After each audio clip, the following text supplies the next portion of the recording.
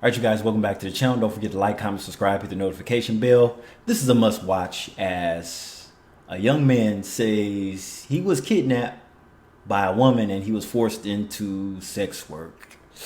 That's not something that you hear too often. Usually it's the other way around. Usually it's a man trying to exploit a girl, but this time it was a young boy. Let's go. New tonight, a man says two women kidnapped him at gunpoint and forced him into sex work. And by the way, this happened in one of my favorite cities, Houston, the shithole cousin of Atlanta.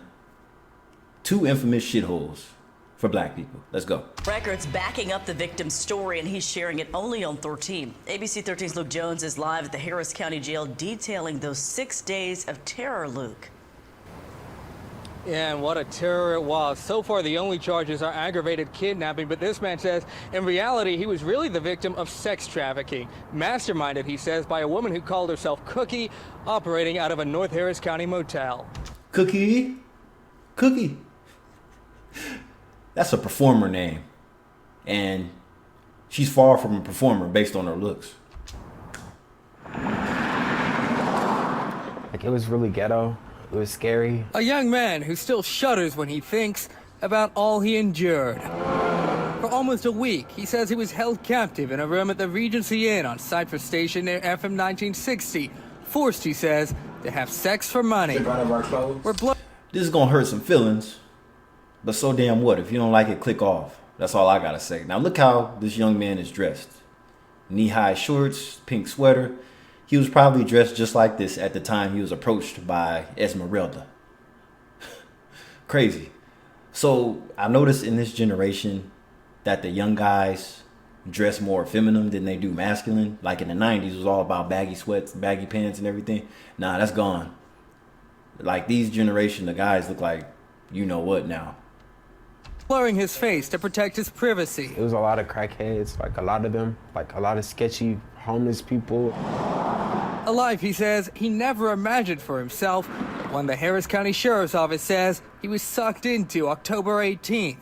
That's when they say one of the victim's friends, Esmeralda Pena, invited him to the Regency. She said that she had a job for me, like she was gonna help me.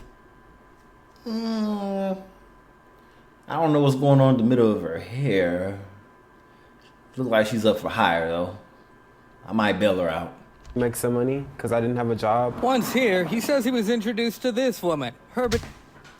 Woo! I had to cover my eyes. A lady called. Oh man, it's not even Halloween yet. It's Thursday. Shit. Nick Forrest. Although when they met, he says she went by a different name. Her name was Cookie. Cookie, he says, quickly set about signing him up for an escort site. Damn, and she tried to put him online. Damn. And told him he'd have to have sex with men for money. The next day, he says he saw an opportunity to escape and returned home. He saw an opportunity to escape. And it's like everybody dreams of having kids until they have to put up with some shit like this. Mainly common in young girls, but it happens to boys too. But just 4 hours later, deputies say a doorbell camera shows Pena and Forrest at the victim's front door, this time with an armed man. Investigators say they and Nixon Simmons forced him into a car. Where are these creatures coming from? Jesus Christ. Oh man, my eyes hurt.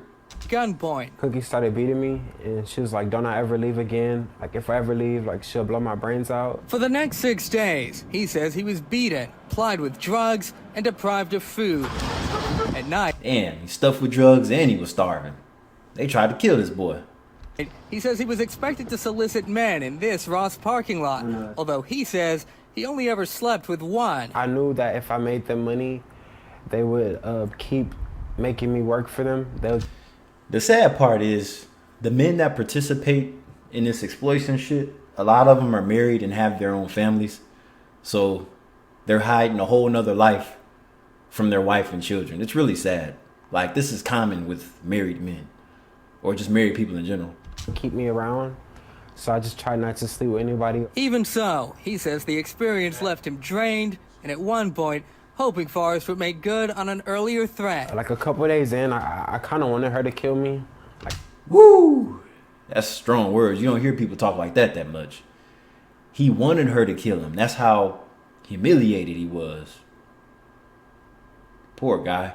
I told her to kill me, like just get it over with. In the end, he says it was his aunt who saved him. October 24th, he says he was able to text her using a phone he'd hidden from his captors, and that she picked him up during one of those nights out in the raw. Kroger. Anytime I see a Kroger or a Walmart, I just cringe. Because nothing happens good in a Walmart parking lot or a Kroger parking lot. It's like, it's just intimate sketchiness. Parking lot. I was just like, yeah, this is not a good place to be at. And the victim says he wasn't the only one forced to do this. One of the suspects, Esmeralda Pena, also beaten and made to walk the streets, he says, right now. Wow. So Esmeralda got what she had coming to her too. Somebody else whooped her ass and put her on the street. Oh my God. Anyway, yeah. If y'all got young sons and they dress a certain type of way, they're targets to these freak of human natures. But I'll catch you in the next video. Goodbye.